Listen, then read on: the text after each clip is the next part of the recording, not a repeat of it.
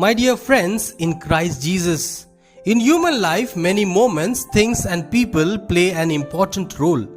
But ultimately, it is up to each person's conscience to decide what they should do or like. For example, if I choose to follow Jesus for my own personal spiritual reasons, that is my personal choice. However, if I profess to believe in Jesus but act contrary to that belief, it creates moments of inconsistency and unease. The Israelites profoundly confess faith in God the Father, who saved them from a dreadful situation, yet once they received His blessings, they began to ignore Him and sought after other gods. When God asked Moses to intervene on His behalf, they even rebelled against Him. Commitment is a very important criterion for faith.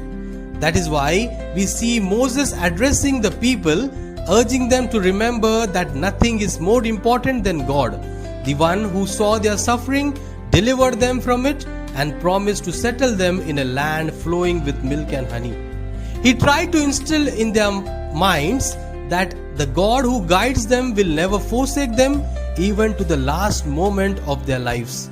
The only thing He asks in return is total commitment. In the Gospel, we also hear how Jesus heals a person suffering from seizures, which means the person's brain suddenly works in an unusual way, causing their body to shake or lose consciousness. Jesus heals him, but He is disappointed with the disciples' lack of faith, as they were unable to heal the suffering person before he was brought to Jesus. Jesus is upset because His disciples did not have the committed faith He desired.